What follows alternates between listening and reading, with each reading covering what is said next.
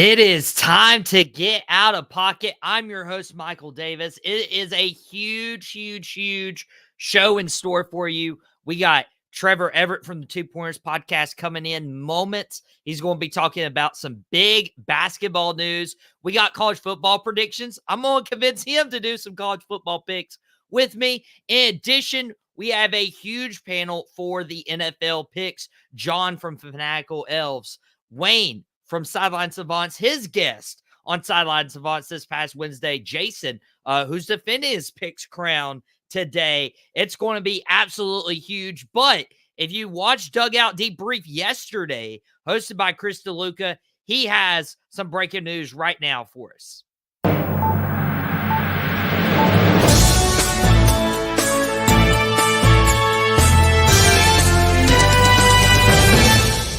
Shohei Ohtani just became the first MLB player to hit 50 home runs and steal 50 bases.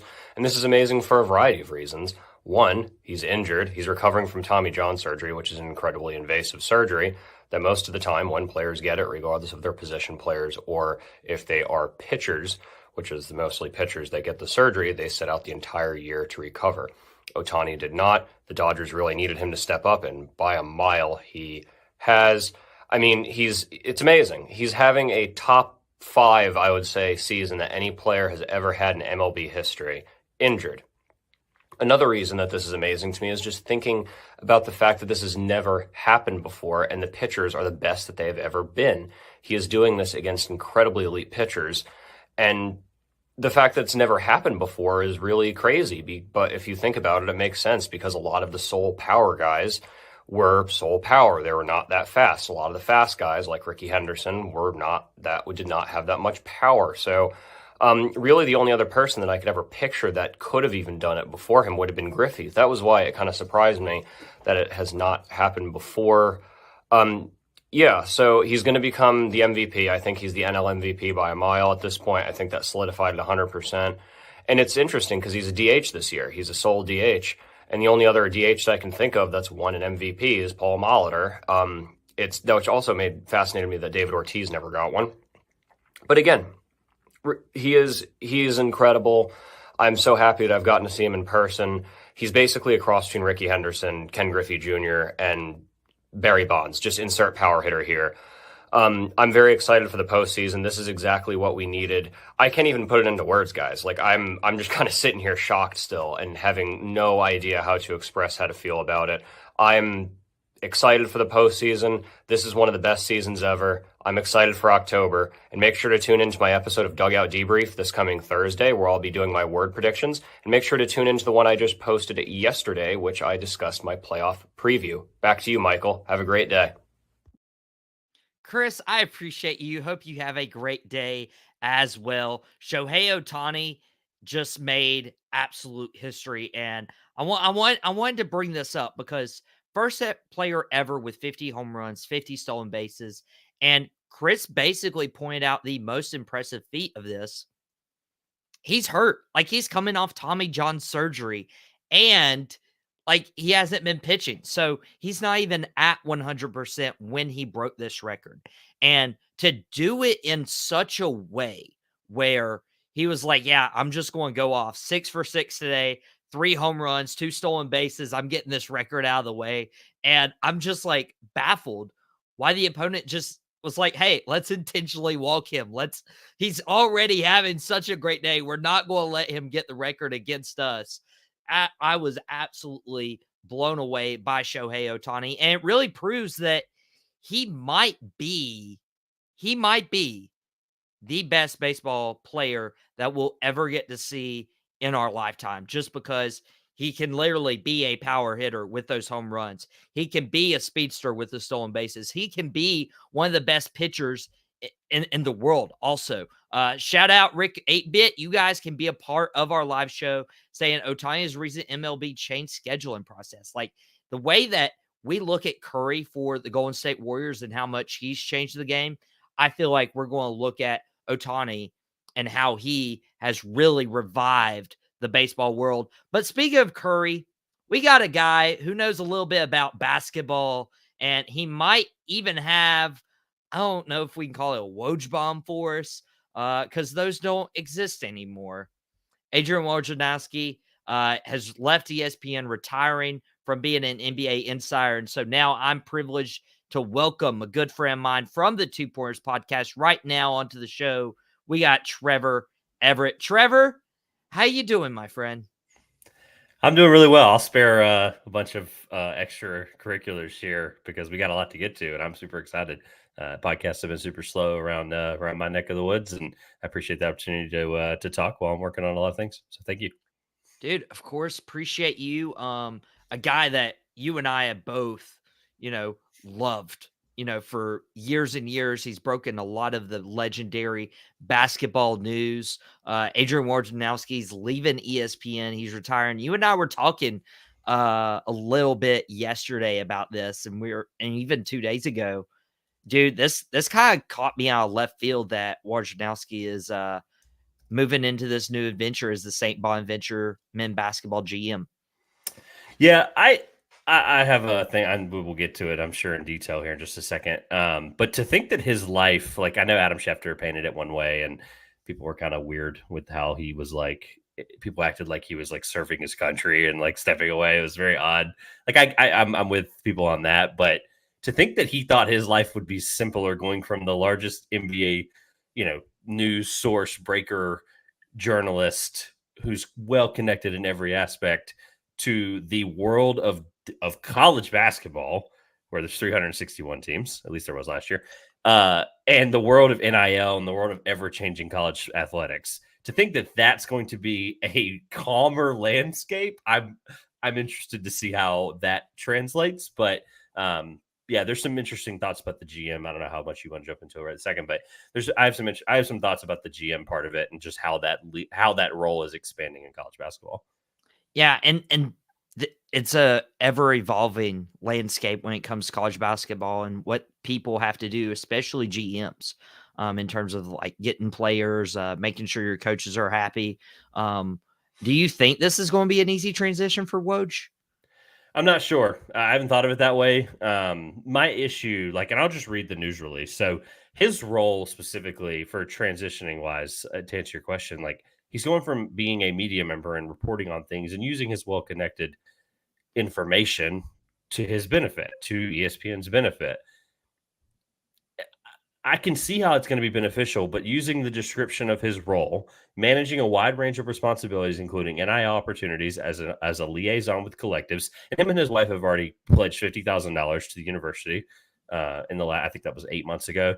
And then they were doing some matching program, and so his donations will ultimately come to up to $100,000 just in the last year.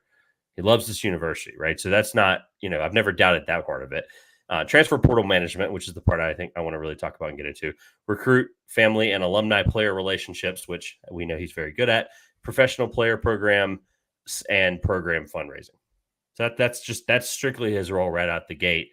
I want to go through, if you would like, I'd want to go through some of the existing GMs in college basketball just to kind of paint the landscape and the picture of the point.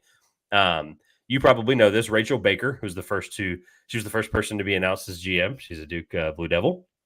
She's a former sports marketing executive or personality at Nike. And then I'm just going to read. I'm going to read the names. I'm not going to go through all of the detail of this. But I want you to catch the theme here. So Doug Stewart at BYU is a former Nevada assistant athletic director of development. Also a coach for 15 years before that. Villanova, former student athlete and assistant basketball coach Baker Dunleavy. DePaul Laval Jordan was a former Butler and Milwaukee head coach who's now a GM for DePaul. Right. And obviously Chris Holtman's got a really interesting first year there at DePaul, but a former head coach as a GM in college basketball, something to keep in mind. Kyle Church, he's a half assistant coach, half GM for Michigan and Dusty May. Chris Woolard is a longtime just associate friend, coach of Coach Calipari, former associate athletic director of basketball operations.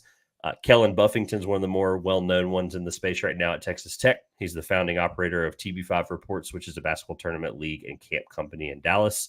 Jason Smith, former Baylor director of recruiting.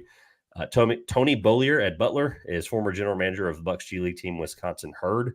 Kristen Cunningham, Charleston. Again, the list goes on. A bunch got hired this offseason. Alex Klein at Syracuse is a former scout for the New York Knicks. That's the most notable name to think of right now. What do all those things have in common? Minus Rachel Baker, who was the first one of her kind. It's not a trick question here. What do all those guys have in common that I specifically made note of? They seem to have all had like an NBA history. They've all had a coaching history. They've all had experience coaching at a really high level. And again, minus Rachel, where I think Duke specifically has targeted the demographic of they know these guys, like the guys that don't work out NBA wise for Duke are still guys that are going to earn a lot of money, both at Duke and in their professional lives. And her role at Nike previously was to develop those people's relationships and make those people a lot of money. Specifically, I think she was the person that helped Katie sign his second shoe deal or help, create the full framework of that. And so minus her, minus the exceptions to the rule, right? Every single one of these people in college basketball are high-level coaching people. And for Woj to come in and be that, that's where my skepticism kind of lays into it. I was talking to some folks throughout college basketball this morning, some different coaches, things like that. And I was like, they all came back to the same point is if that's what they want him to do with what his job aligns with, NIL opportunities, money, transfer board, et cetera, then that's fine. I think he'll succeed. And I kept bringing up the point of all these guys have coaching. So the history tells us so far, the short 2-year history of GMs in college basketball, that's really when kind of things set into fruition, that I'm not, that's the part I'm hesitating with is how effective will his role be in understanding the game of basketball, which we know he's a very intelligent mind. So some of that stuff is just kind of to be determined. I think he's connected, no doubt, to answer your question, kind of land the plane here. The point I kind of keep coming back to, the thing I keep thinking about with like how this looks like moving forward, because this is definitely a bombshell. I mean, no pun intended. This is a bombshell of a hire for a guy that absolutely loves his university. It's good for the A10. I wonder if this is a step in the direction potentially because of all the history of the coaches in those roles.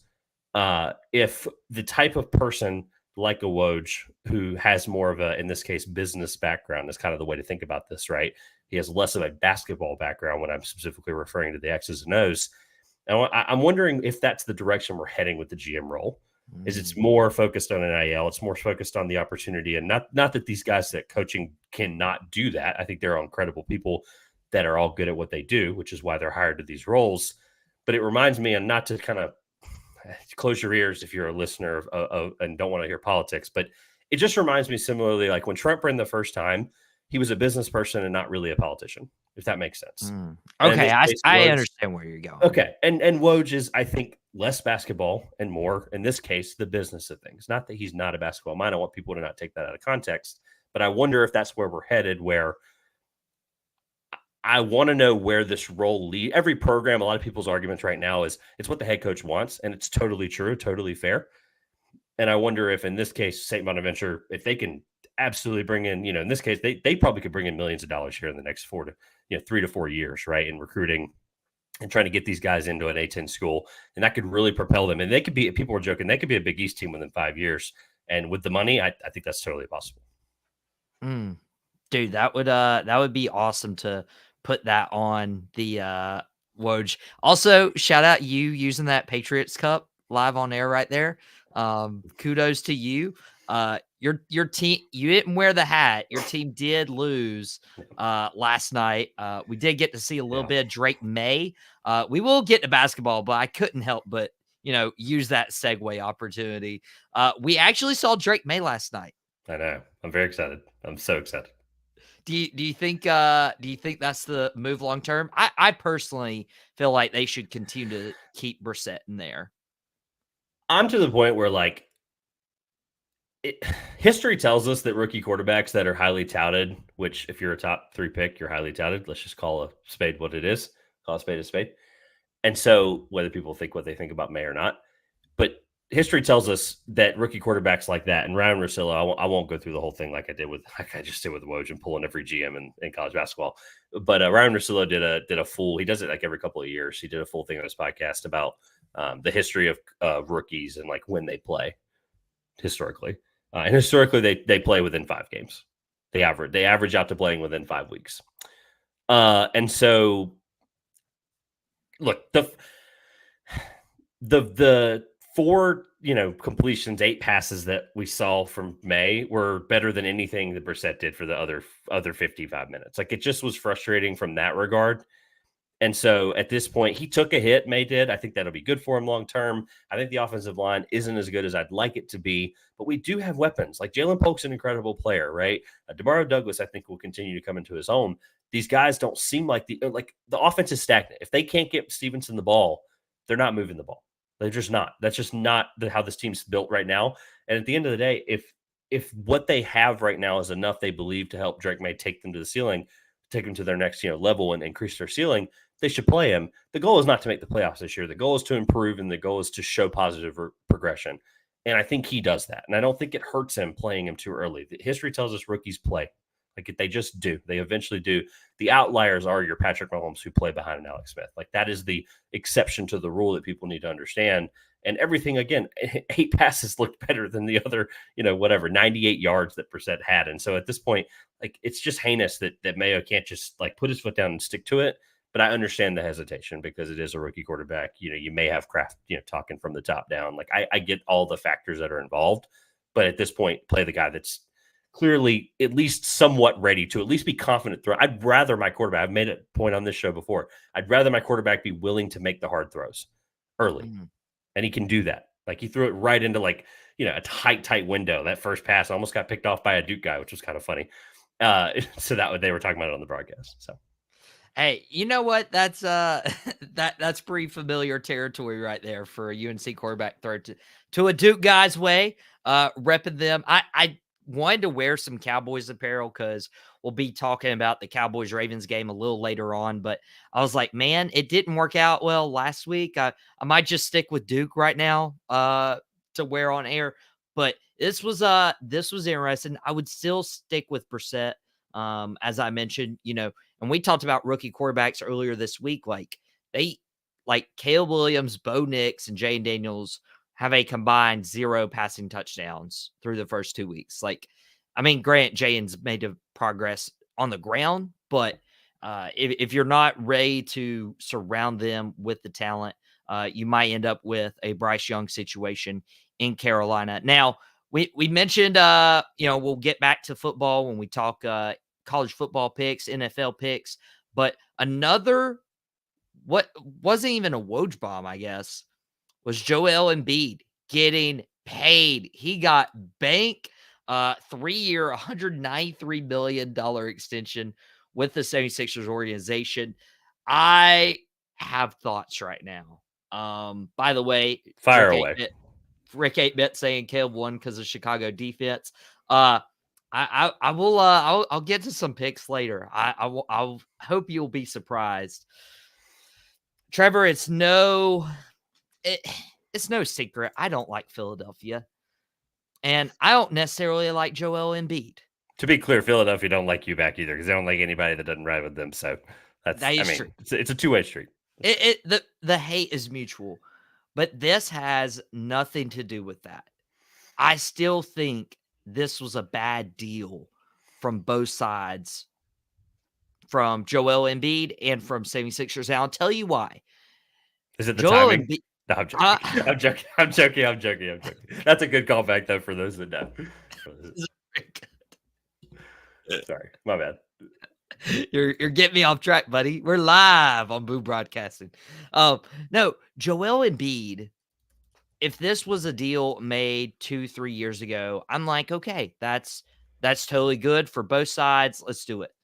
But we've seen the talent be surrounded with Joel Embiid, and the organization hasn't gotten far deep in the playoffs. And particularly for the NBA, like you need to have playoff success to keep these superstars around and to give them a lump sum of money. It's a little bit different in the NFL. Once you get a position solidified on your football team, you don't want to part ways with them.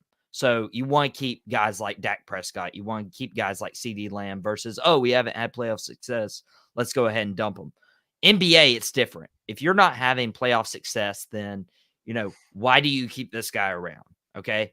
But also with Joel Embiid's standpoint, like, why should I re-sign with Philadelphia if they've not proven to get me any further? I'm not entirely sold on the Paul George signing either. And from the 76ers standpoint, Joel Embiid hasn't looked healthy the last year. can his health hold up for the duration of this extension that'll keep him, I believe it was through the 2028 NBA season. Like this is a huge investment. It's about 3 years. What the Philadelphia 76ers have committed to, what Joel Embiid has committed to, which Trevor, I don't love the deal. So I don't necessarily know, like, especially right out the gate, like, I don't know if I'm going to say whether I love a deal or not. I love that this is basically their final all in, like chips on the table for trying to win a championship with Joel Embiid as the centerpiece. Do I think that happens? I'd lean no as of right this moment, like I have in the last few years. I'm definitely not going to be the one on your show coming to defend his case. I'm not. But I like the Paul George signing. I told you that when we talked about it after it happened. And the reason I like it is because, again, when you have an opportunity to bring in somebody, even at his stage of his career, to be able to be a really good piece fitting next to, again, hopefully healthy, best possible, player at his peak in the league, potentially, Joel Embiid, like all the positives, if we can get it, this team's built to win a championship. It just is. Tyrese Maxey's an incredible player, at least from hey, we have 3 guys. I know we talked about the rotating cast of if somebody's injured, they have at least got 2 of them. And if they can just get consistent production out of like 4 through, it doesn't even have to be 8 or 9 at that point, because you're only going to play, NBA teams, they only play 7, 8 guys once it really gets, to the fun part of the playoffs, which is the deep part of the playoffs that Joel Embiid's never seen. And so the point I'm making is this is your 3-year window. This is everything that you have, barring, again, help long-term for the 3 of these guys, other than Maxey, I guess, really because of the age, but it puts them in a position where it does put them through 28, 29. That's a player option for $69 million. Again, I make the cap point all the time. People hear those numbers, they freak out, they gasp. Those numbers don't mean as much year after year. They always tend to, the cap hit in totality. I mean, even just according to Spot Track, the cap league percentage hit goes for Embiid's contract on the Sixers goes from 35% to 34.36 to 33.55. So it already is going down. That doesn't include any of the restructuring of some of the deals. That doesn't include anything with the league's salary cap and how the apron restructures itself. My point being, everything that you have in front of you as a franchise for Philly is set on the fact that you've had a franchise player for 10 years. You've had an MVP. You've had everything that you potentially needed to win a championship. But this is the best, chance they've had, which is crazy to think. Joel Embiid's now 32 years old. So I think the window's closing really, really, really soon. But I think they're poised to do really, really well. And I've said that before in the past, but that was also, hindsight's 2020. That was also Ben Simmons at the helm, beside Joel Embiid. Yeah, and to be fair, like Embiid did, exceed my expectations. I didn't think he was going to stay healthy long enough because he had some injury concerns in college. And then he ended up being probably the most successful player from that 2014 class. Probably. I'd have to look at it again, but yeah, probably. Do you remember the 2014? Was it bad? I like the further we get away from those, my memory, there's things in NBA history that have always served me well. And the further we get from draft classes, the harder it is to keep up sometimes. So he broke his foot, obviously. That was Wiggins' year, right? He broke his foot. Yeah, it was the Wiggins year with Jabari Parker, number 2. Yeah, that's tough. Joel Embiid, number 3. I mean, like, look, imagine people were saying, like, Billis, I remember Billis was really, really high on Joel Embiid coming. Obviously, again, barring all the foot stuff, like, I remember all the Billis stuff about, like, hey, this is like, he wasn't saying Shaq level dominant, but he was like, this is a guy that, like, if he comes into the league and the league stays the way it was, which is kind of funny because it transitioned away from that kind of player. It's just kind of crazy to think he got better as we kind of landed back in that direction and kind of leveled out where bigs are a little bit more consistently dominant. And, it took him time to develop. It took him time to actually take things seriously, which I think was a huge problem. And, at the end of the day, like, he exceeded every expectation people ever had for him, and they were calling him a potential dominant force in the NBA. That is true, but also like Embiid, basically changed his game. He has more of a mid-range game. Does, yeah. More space in the floor versus the bigs we saw like back in Shaq's day where it was just post game.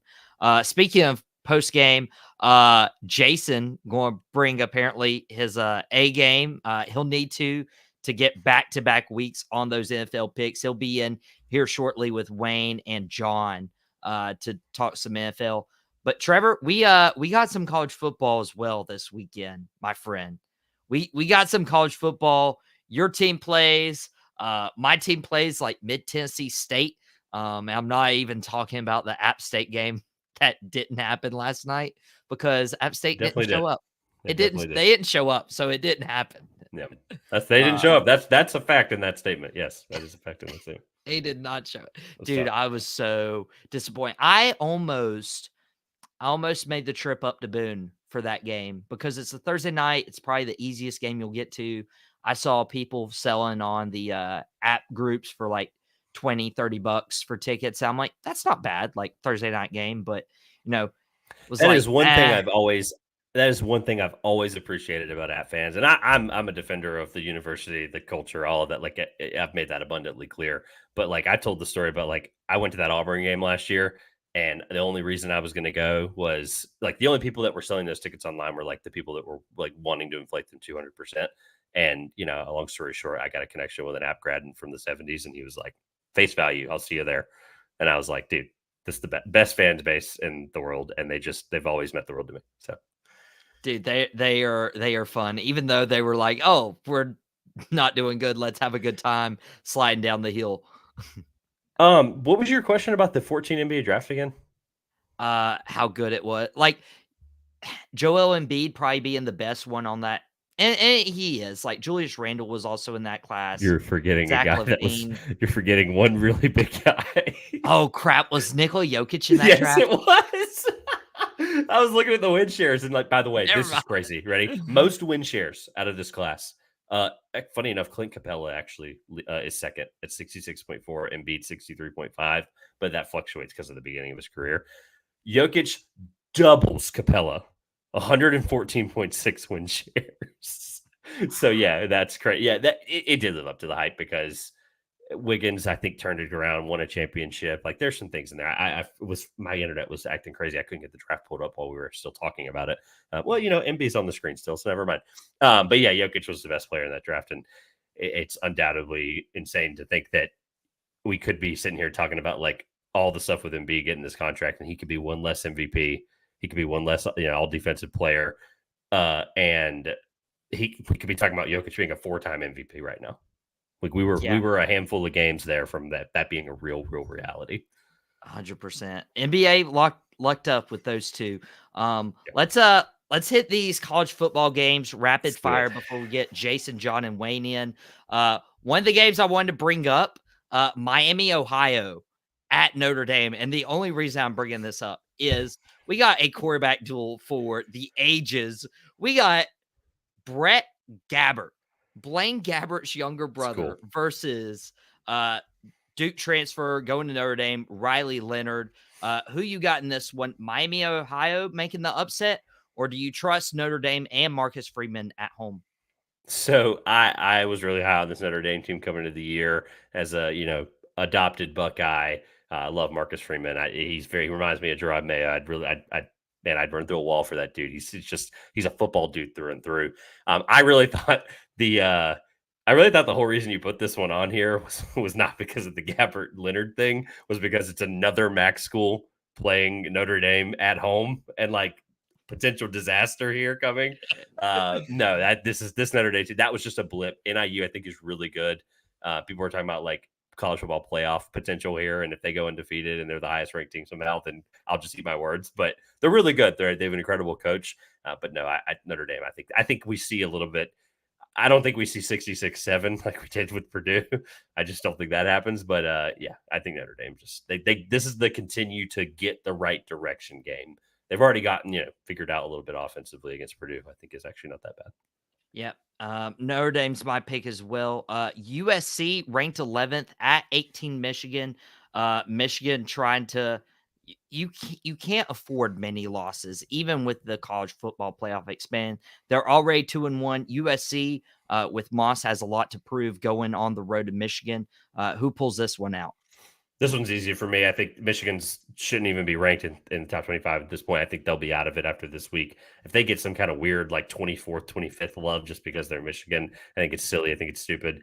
But USC is playing like a top 12 college football playoff team. That their defense, that was the first shutout they've had in like, it was like 15 years last week. I know it was against, not the highest level of competition, but they got an incredible quarterback. They're playing lights out right now. They're playing some of their best football. I hope they're not peaking too early. I think they go into Michigan just like Texas did and just put them down. Ooh, dude. I think this Michigan team, like, I think it's severely overrated. Like, can Orji even throw the ball like down the field? I'm not convinced of that. We'll see. Dude, that would be tough, losing 2 home games. Another top 25 matchup. You got 6 Tennessee at 15 Oklahoma. That's going to be quite the game. Tennessee's actually favored on the road by 7. I'm not surprised by that. Do you think the Vols pull it out? I think the Vols are tied. I think they're correct where they are, number 6. I think they're an incredible team. I got to see them absolutely railroad State in Charlotte.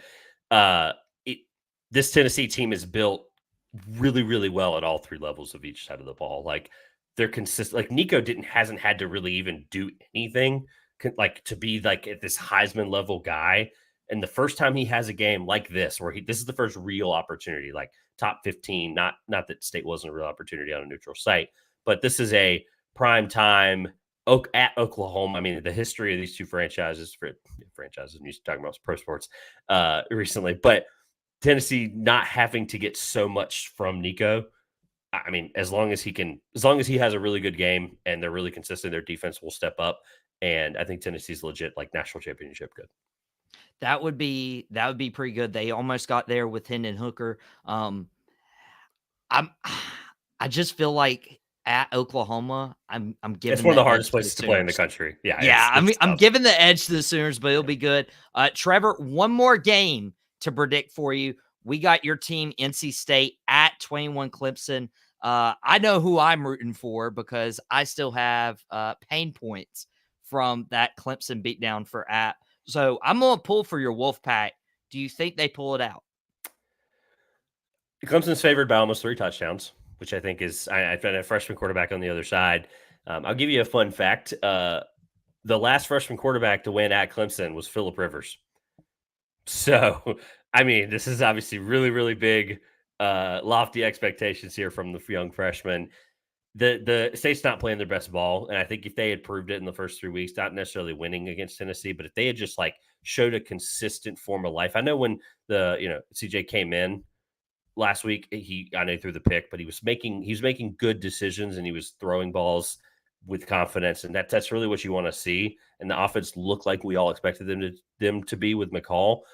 Injury or not, I think it was the right choice going with the freshman. But man, is that a first reality check to college football is showing up to Death Valley. I will say all the weird factors are in State's favor. Freshman quarterback. It's a noon game, which they don't win. Like Clemson doesn't lose. Clemson doesn't lose at night. They just don't. Like Death Valley at night, like it is one of the hardest places, if not the hardest place in college football. Shout out Grayson Hill. But Clemson, as much as I think there's some holes there, and I think State can exploit a freshman quarterback on the road, I'm going to pick with my brain, and I'm going to say Clemson, but I think this game's closer than people think. Dude, I hope for your case it's closer than people think. We gotta get out of here. We gotta get you out of here. We gotta bring in some people for some NFL picks. But guys, if you've enjoyed Trevor, he might be the next Woj, dropping the Woj Bombs. So you may want to go follow his YouTube channel. And also, just want to put the plug out there now. I'll do this early, really fast, and Mike, and I'll get out of here. College football obviously is in full swing right now, but thank you for having me on podcast because I'm not doing a lot of my own right now. But the House of College Hoops basketball magazine is officially going to be live the week of October 21st. That announcement will come officially this weekend. So I just wanted to put that out there. I wanted to give the audience something to kind of look forward to. College basketball is actually only 45 days away, which is kind of nuts to even say out loud. I'm working on a lot of stuff with that right now, but I'm super, super excited, and I can't wait to put that out. I got a lot of great people working with us this year, and we can't wait. So. I got the one last year. Go get your copy, guys. Appreciate you, Trevor. Two Pointers Podcast. Go follow, go subscribe to his channel. He didn't get – oh, there you go. That's a great way to end Trevor's time with the sign-off right there. And now we have some NFL picks, but we're going to introduce these guys one by one. First, it's the guy who's been bragging all week long, whether it's on our posts, whether it's in the comments, whether it's just, hitting me up, on Facebook Messenger. We got the guy who's been on Sideline Savants the last 2 weeks, and he's defending his crown. We got Jason. Jason, nice to have you on. He's got the Sideline Savants memo right there. And then Yes, sir. we have his, almost tag team partner. We got the host of Sideline Savants. We got Wayne coming back in, trying to humble him. Wayne had a really good pick with Alan Lazard last night for Thursday Night Football that I'm sure Trevor didn't really appreciate. But we got Trevor in studio, and we also are welcoming back from Fanatical Elfz Network. He's Johnny Cleveland to me. He's Johnny Cleveland to all of you. And he does work for Fans First Sports Network as well.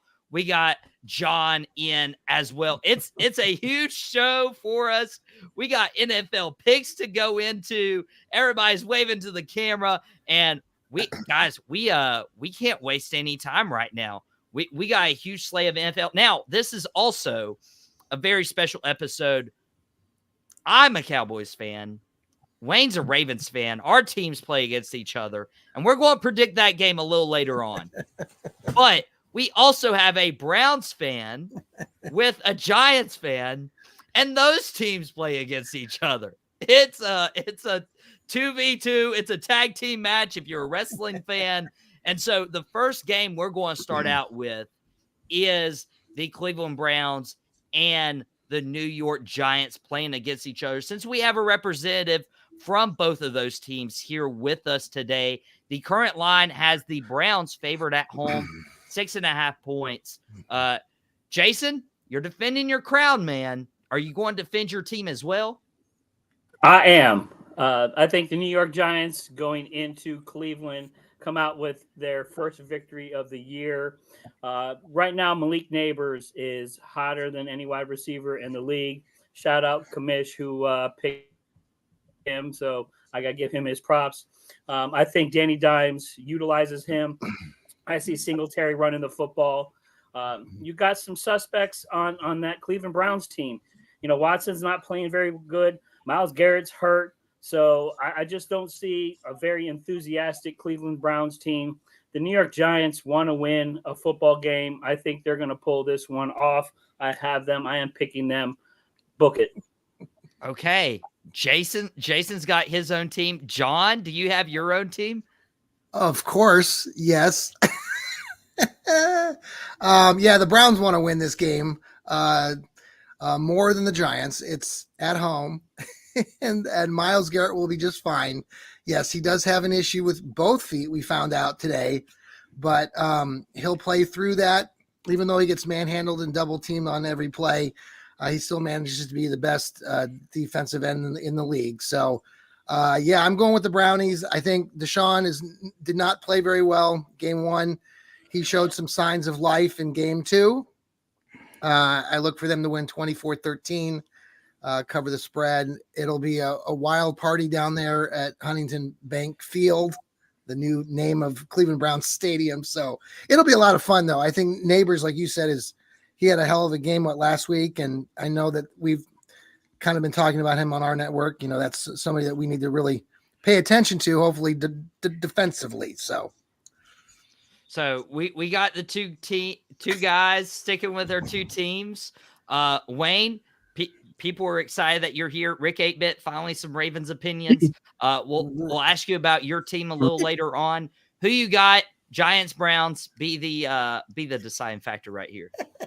First of all, I feel sorry for Jason. Can you hear me? Yeah. All right. Jason I feel sorry for Jason. Poor guy spilled some spaghetti on his tie before he came on the show, so he has to wear some street clothes finally. It's casual Friday, man. Casual Friday. We're good. Got a little too much gabagoo in his brain picking the Giants against the Browns this week. I'm rolling with the Browns. Listen, the Browns held the Jacksonville Jaguars to just 13 points last week. That's Trevor Lawrence. That's ETN. That's Christian Kirk. It's a heck of a team over there at the Jaguars. I know they haven't been too impressive this year, but it's a much better team than the Giants. So give me the Browns. He's got the Browns, and Jason, sorry about it, buddy. You're either win these picks again Come or on. you're I love it. Come on, bring it on. Let's go. I'm not sure if I You should know be what? liking this coming from a rat bird, but that's okay. When I'm Thank right you, again, Wayne. I'll be all right. Let's go. Pick your Browns. Let's go. Well, hey, We are your team though, Wayne. You know, I mean, you have our old team, so just always remember that. I know it. I mean, I'm going to go ahead and take the Browns. I watched this team 2 weeks ago against the Cowboys, and I understand how intense that defensive front is, especially with Myles Garrett, but I also understand how difficult it is to play in Cleveland. Cleveland 8-1 last year at home.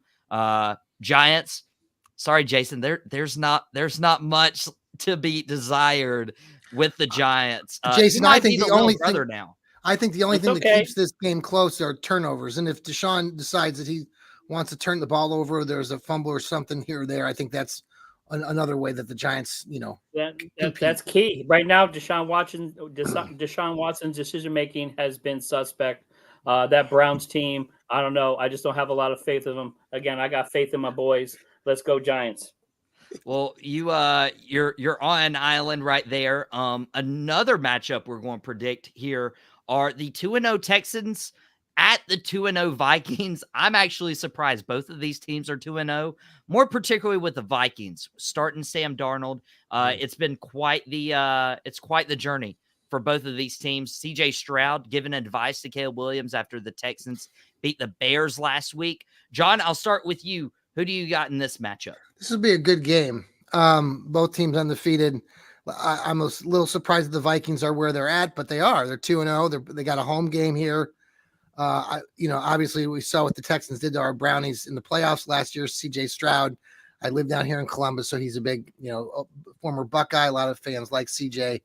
I'm going to go with the Vikings just because it's a home game. He's going with Vikings. That's his pick right there. Wayne, do you agree? I do not agree. I'm rolling with the Texans. They're hot. They have a heck of a team, even without Joe Mixon, who was just announced to be doubtful. Cam Akers has an opportunity to show what he still has, and I always thought Cam Akers was a pretty solid back. Just kind of got screwed with injuries there. So even without Mixon, if he doesn't play, I think the Texans have what it takes to beat the Vikings at home. Wow. Okay, so we're split again. Jason, you can be our deciding factor right now. Who are you giving the edge to? Listen, it's hard to go against the Texans right now. CJ Stroud is on his MVP tour. He's got more weapons with Diggs, Tank Dell, even with Killer Cam Akins being in the background. I think the Texans is going to be all day. It's too much firepower. You got JJ a little banged up there for the Vikings. No Addison. I don't know if Sam Darnold can really make it past that Texans defense. I don't think this game is close. I think the Vikings, great story that they're doing as well as they are. But the Texans, they're just on a whole nother level. And I would have to, say we left Jason on island that last game. John, I think we're going to have to leave you on an island right here. But hey, mouth it off with Mike thinks we're handsome fellas. So at least that will help soothe the pain right there. I've betted against the Texans in back-to-back weeks, and they've proven me wrong. And I need to start getting a little groove, getting a little mojo back. And I feel like this was just a fluke for the Vikings, and especially riding high after a big win against the 49ers. They're due for a letdown against the Houston Texans. Give me Houston, John, the sole guy, to take Minnesota there. And how about the Philadelphia Eagles at the New Orleans Saints? The Eagles coming off a loss to the Falcons last week, but in return, the Saints coming off a huge win against my Dallas Cowboys. Wayne, you got first pick on this one. What do you think happens? The Saints are playing at home. They're rallying right now. Give me the Saints until they say that I shouldn't take them anymore. He's got the Saints. Jason, do you agree with that? I do. It is super hard to play in that dome. Right now, the Saints come marching in. Carr, on an MVP tour himself. He's playing out of his mind. The Saints have the number 1 offense in the NFL and the number 3 defense in the NFL. The Eagles are suspect. Play calling, they're not running the football. They got injuries. A.J. Brown is hurt. But the biggest thing is Nick Sirianni is on the hot seat, and I think he feels it. That team is in some trouble, and I think they're going to get waxed by the Saints again this weekend. I think it's going to be bad. So the guys from Sideline Savants think the Saints are going to keep marching on. John, do you feel the same way? I do. Yep. Surprisingly, I mean, I'm surprised that the Saints are where they're at. I, did not see them rolling over your Cowboys the way that they did. I think the Cowboys had a letdown after they beat a really good Browns team. But so no, I see the Saints winning this one. Like you said, Philly's feeling the pressure. Their coach is feeling the pressure. They're going into a really hostile, playing there is going to be tough. And definitely, yeah, I'll say this. I mean, Philly could win it, but I'm going to stick with what you guys are saying. Well, I'm going to stick with what everybody else is saying. And I have a group chat, and it went up in flames today because I pointed out that Jalen Hurts, believe it or not, dating back to the beginning of last season, has the second most interceptions in the NFL and the most turnovers when you equate fumbles into the equation. That is a recipe for disaster. And I saw the Saints, if they get a good punch and get up 14-0, it's almost over. So we all got the Saints. Mouthing off with Mike asked Wayne what two teams he should take for his survivor pool. Is he going to get the scoop on Outta Pocket, or should he have turned it into Sideline Savants? I don't want to mention one of my teams yet because I'm about to blow you guys away with my next pick. But well, let's go. Let's go ahead and get that one. We got the Miami Dolphins in Seattle. The Dolphins have a really good team, and it's a tough place to play in Seattle. But the Dolphins are obviously without Tua Tagovailoa, so that makes a huge difference. Seattle's 2-0. They haven't really beat anybody, but they are favored by 4.5 points going into this matchup. Instead of Tua, it looks like it's going to be Skylar Thompson, who's under center for them. Wayne, you started to allude to it. What do you have for this matchup? This one I'm going Seattle. I was actually talking about the Cowboys and Ravens game, but oh, that's all right. I'm going Seattle on this one.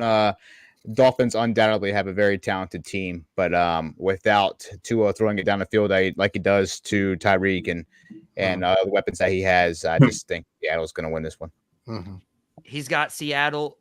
John, what do you think happens on this one? Yeah, I'm going to go with Seattle, though I will say I'm a big Skylar Thompson fan, former K-Stater. No,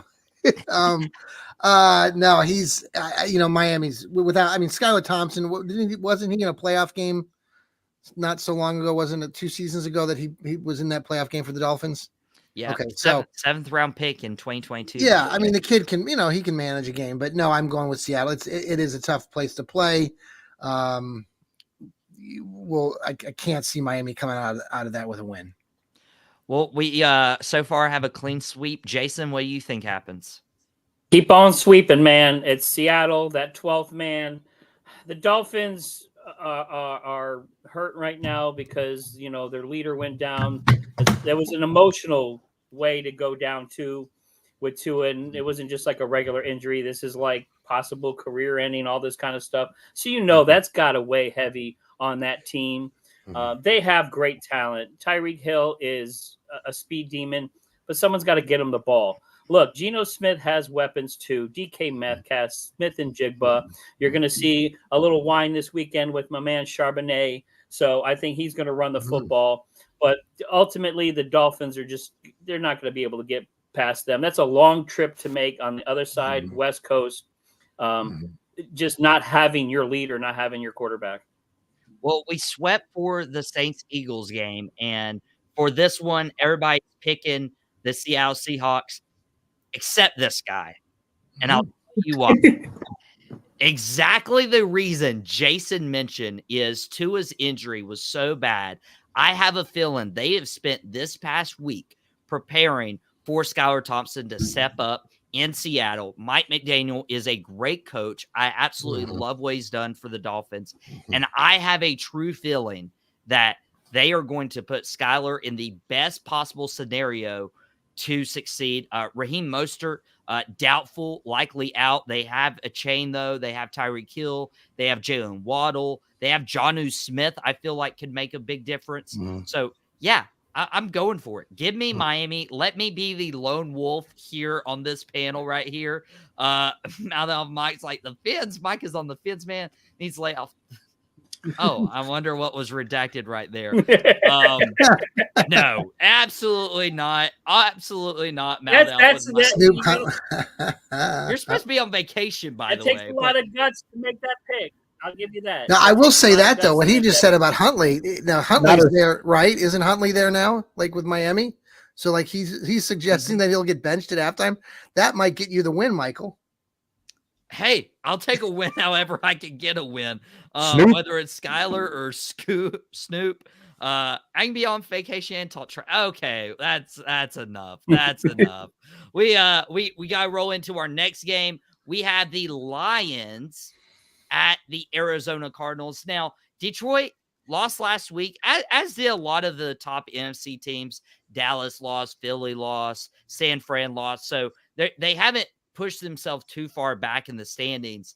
But what the Lions do have is they are 3-point favorites going on the road to Arizona, who had a huge win against the division rival L.A. Rams. Jason, I'll start this one with you. Who you got? Well, first of all, I don't know if the Cowboys would be a top team. So anyway, I got the Lions. I think they just sounds like he's got against the the Cardinals. They're going to spy Kyler Murray and just try to shut him down from running around. So I could see that getting shut down. I got the Lions. I am looking for.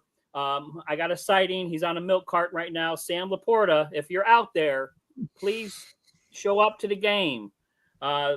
Sideline Savants, he's on one of my fantasy teams. We're missing you. So look for a big game from Sam Laporta.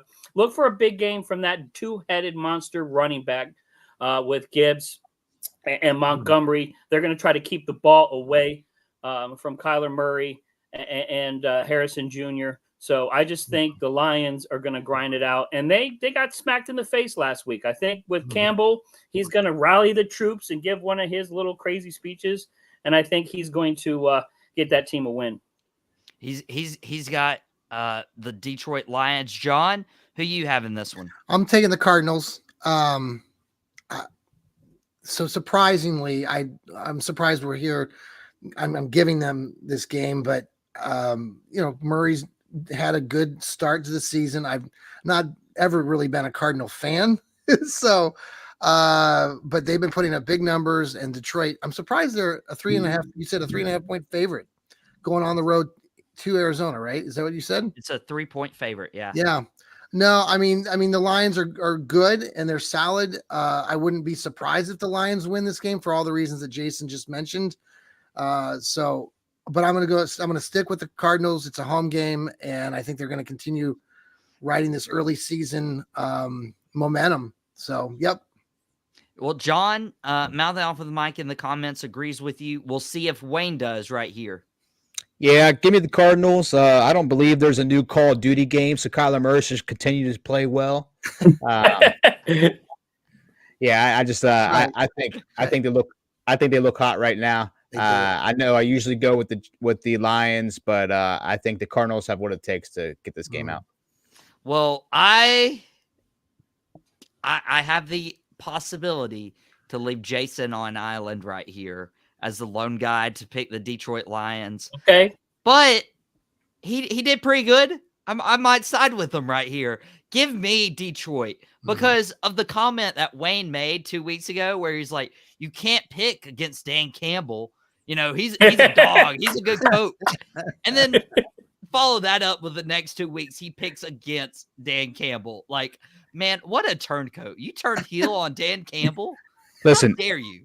Opening game, you can't go against Dan Campbell. Yeah. Opening game. It's not the opening game anymore. And it is what it is. We'll see what happens. Now, Mouth Alvin might say October 6th is when the game comes out. So that's when it's over. That's when I'm out the Cardinals. Yeah.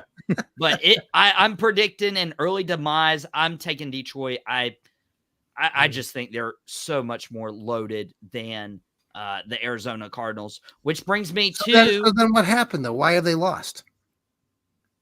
Well, I mean, it seemed like everybody seemed to lose last week. If we're being fair, like the Detroit Lions were not the only team to just crap. And the Ravens lost too, right? Yeah, the Ravens are 0-2. Yeah. Like, it's weird. The Giants didn't have a kicker.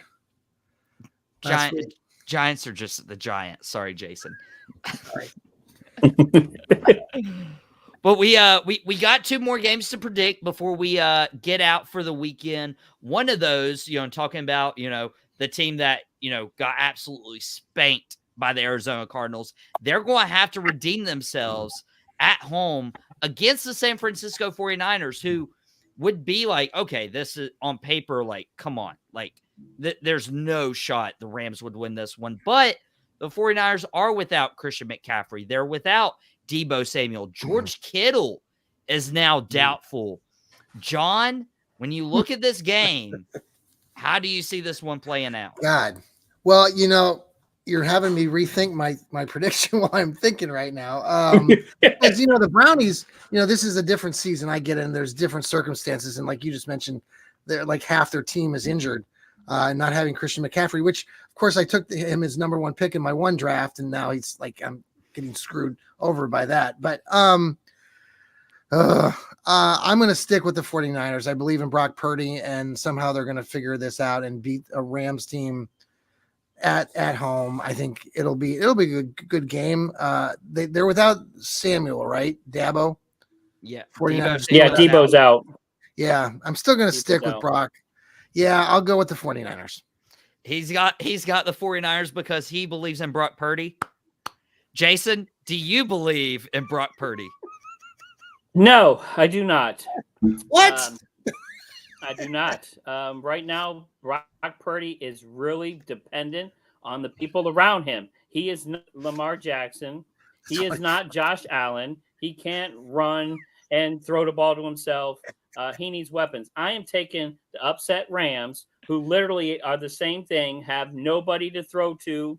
But they got a couple of running backs. I think this is going to be an immensely ugly game. It's going to probably come down to field goal kickers. But I have a little more faith in Matt Stafford than I do Brock Purdy, because Matt Stafford has a little better history than he does. So give me the Rams winning this game. Ugly. It's going to be ugly. Now, I want to clarify Rick 8-Bit's comment. Unless something is broke in the last few minutes, the only people who are out are Debo and Christian McCaffrey. Kittle is doubtful, but Nick Bosa is questionable as of right now. And then I'm going to throw it to Wayne with a double doser, like who you predicting to win. And Mouth Off with Mike wants to know if Brandon Ayuk, his fellow Sun Devil, is going to have a fancy relevant game. Yeah, I think Ayuk's going to have a similar game that Devontae Smith had with the Eagles last week. I think he'll get it done.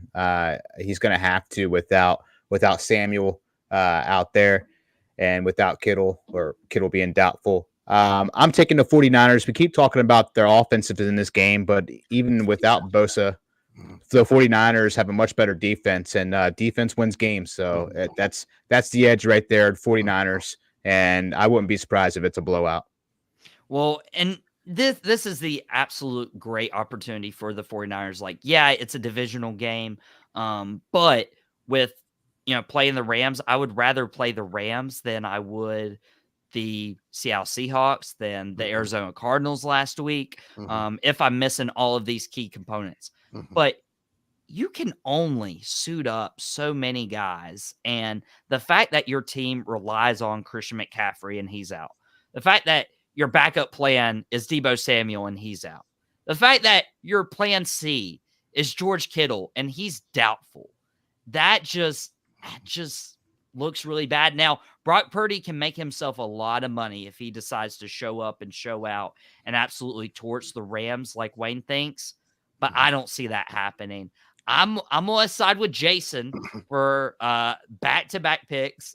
We'll be a tag team, a very unlikely tag team, I might add, and give me the LA Rams at home. Division games are always weird as it comes, and with the 49ers not being healthy at this point, and Rick 8-Bit bringing an injury report from an hour ago, Kittle doubtful, Nick Bosa and Charvarius Ward are questionable, Deebo Samuel is out, in addition to Christian McCaffrey. Thank you, Rick 8-Bit, for that right there. Now it comes to our final game that we will predict.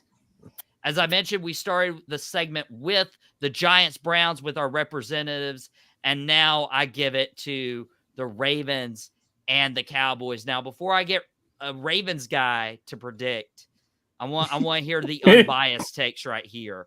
Honestly, none of us are unbiased because we all have stake in this game as either a rival or whatever. Let me just go ahead and start with Wayne. Wayne, I'll put you on the spot first.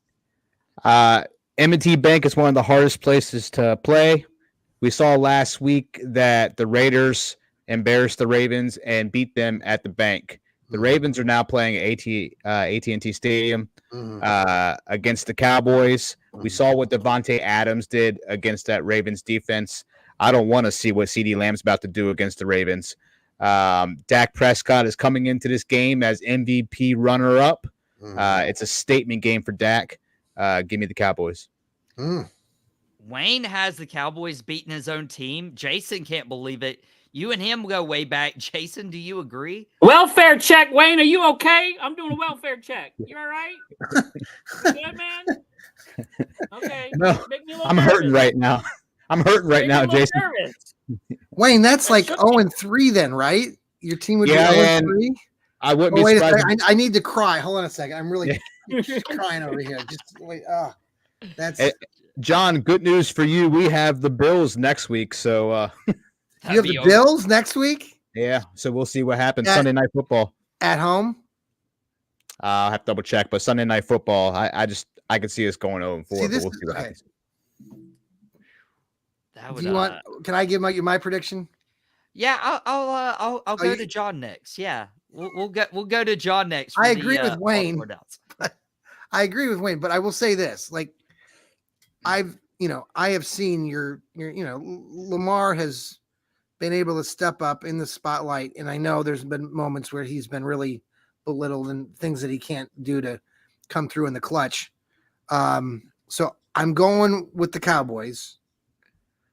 But this is good. This is going to be one of those games again, like where you said, Wayne, Dak needs to have a statement game, but there's a lot of pressure on him from folks like Michael and all those Dallas fans who are going to be expecting the Cowboys to step up after they got crushed by the Saints. And it wouldn't be surprise me at all, in that tough AFC North that we play in, that they know that this is a much more important game for them, and they would come out victorious. I'm going to go with the Cowboys, but man, I'm not going to be surprised if the Ratbirds,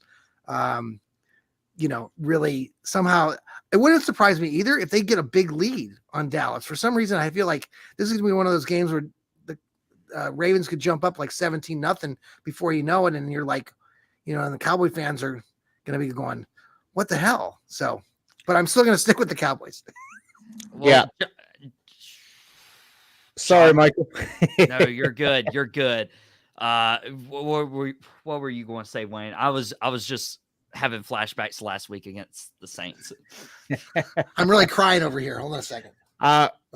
Rick in the comments mentioned the Ravens' offensive line, and I mean, he couldn't have made a better point there. That offensive line is atrocious. And again, Dallas Cowboys going after that Ravens offensive line, going after Lamar Jackson at home. It's going to be ugly. I'll be watching Red Zone. We'll see what happens. Well, he'll be watching Red Zone. Jason, you've known Wayne quite some time. It seemed like you were very shocked that he picked the Dallas Cowboys. Where are you leaning for this one? Listen, the Ravens need a new identity, and I think they're going to get that in Game 3. 2 games into the season, Wayne, who is the leading rusher on the Ravens team? Probably Hill. No, it's Lamar Jackson, 167 yards. Yeah. Who's the leading receiver on the Ravens right now? Lamar? Lamar? Isaiah Likely with 137 yards, and he got 111 of those yards in the first game. The Ravens need to wake up this game, and I think they're going to do it. I have faith in Harbaugh. This must be like some bizarro world because I'm actually picking the Ravens. I think they run with Henry. I see Rashad Bateman getting into her. I see Zay Flowers. They need to get their weapons in the game. Stop relying on Lamar Jackson to run around and hope something happens. They have weapons on that team. They need to utilize them. I think they do it this weekend. I think this is a get-right game against a sorry Cowboys team who right now has no identity on defense, and their offense is not looking very gelled either. So I got the Ravens big this weekend. He's got the Ravens I got to big. check myself for Did you say, wait a second, did you say the Cowboys don't have an identity on defense? You don't think the Cowboys have an identity? I didn't see one. I haven't seen one in 2 weeks. I think they are very, very suspect right now. Week, they okay. I mean, John doesn't want to forget, Okay. Dallas did show up defensively that first week. I mean, both teams, it was, okay. Anyway. Jason has been in therapy since the year 2000s after the Ravens embarrassed the Giants in the Super Bowl, and I'm glad it's working. Jason Sehorn, that's your fault. Well, Killed me, but anyway. And I talked about this on Dad and the Boys that dropped on Fans First Sports Network audio version and video version on the Boom Broadcasting YouTube channel earlier today. I was with my dad, and Wayne, I'll be honest, I'm surprised my dad didn't disown me because I picked the Baltimore Ravens. I'm shocked that Wayne doesn't have faith in his team because I don't have faith in mine. And when you and here's why. Here's why. Historically, under Mike McCarthy, Dallas responds really well after a loss. They rarely lose back-to-back games. But they rarely perform well against top-level teams, especially when those top-level teams have an established run game. We saw the Saints just bully the Cowboys defense last week. Alvin Kamara could not be stopped. It looked like Kamara had turned back the clock to 24 years old. And here's the issue. Mozzie Smith is questionable for this game. Jordan Phillips is on IR, whether his wrist is hurt or not. There's a lot of speculation whether it was. And so you already are losing some depth inside to where Derrick Henry could torch you.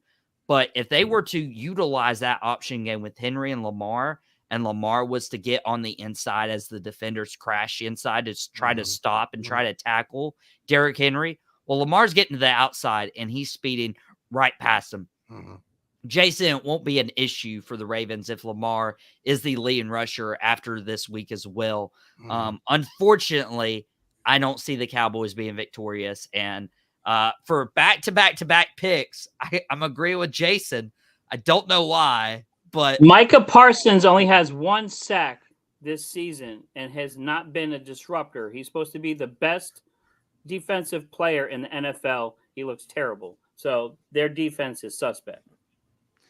He still is the best defender in the league. Just because you're not getting TJ sacks Watt. doesn't mean you're not getting pressure. Oh, come on, guys. This isn't even close. What are you talking about?